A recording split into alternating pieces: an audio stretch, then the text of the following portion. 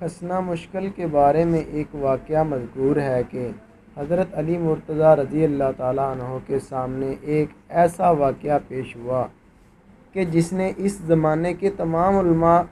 کرام کو ورطہ حیرت میں ڈال دیا کہ ایک شخص نے ایک خسنہ سے شادی کی اور مہر میں اس شخص نے اپنی بیوی خسنہ کو ایک لونڈی دی۔ وہ خسنہ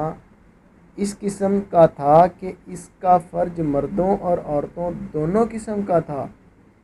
اس شخص نے اپنی بیوی خسنہ کے ساتھ جماع کیا تو اس سے ایک لڑکا تولد ہوا، اور جب اس خسنہ نے اپنی لونڈی کے ساتھ جماع کیا تو اس سے بھی ایک لڑکا پیدا ہوا۔ یہ بات مشہور ہو گئی اور معاملہ امیر المومنین سیدنا حضرت علی مرتضیٰ کی خدمت میں پیش کیا گیا، تو آپ نے خسنہ مشکل سے سوال کیا تو اس نے بتایا کہ اس کا فرج عورتوں والا بھی ہے کہ اس سے ماہواری بھی آتی ہے، اور مردوں والا بھی ہے کہ اس سے خروج منی بھی ہوتا ہے۔ حضرت علی نے اپنے دونوں غلاموں برق اور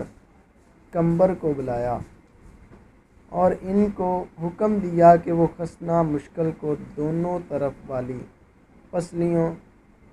خسنہ مشکل کی دونوں طرف والی پسلیاں شمار کریں۔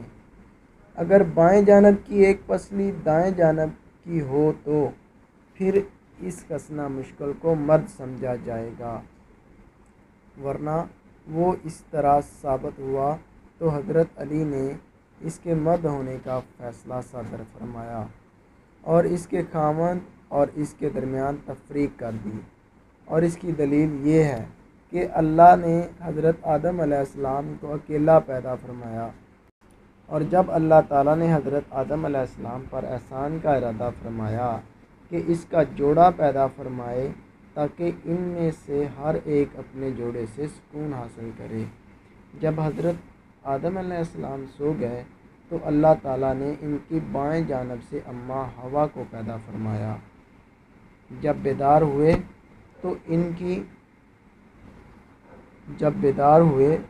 کی بائیں جانب ایک حسین و جمیل عورت بیٹھی ہوئی تھی،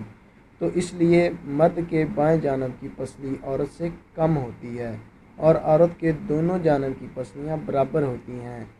کل پسلیوں کی تعداد 24 ہے، 12 دائیں جانب اور 12 بائیں جانب ہوتی ہیں، جبکہ مرد کی دائیں جانب 12 اور بائیں جانب 11 ہوتی ہیں، تو مرد کی کل پسلیاں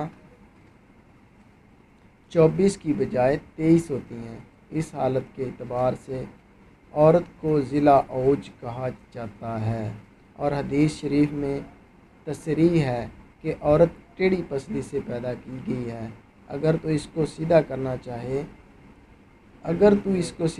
چاہے تو یہ ٹوٹ جائے گی، اس لیے اس کو اپنی حالت پر چھوڑ کر اس سے نفع اٹھا۔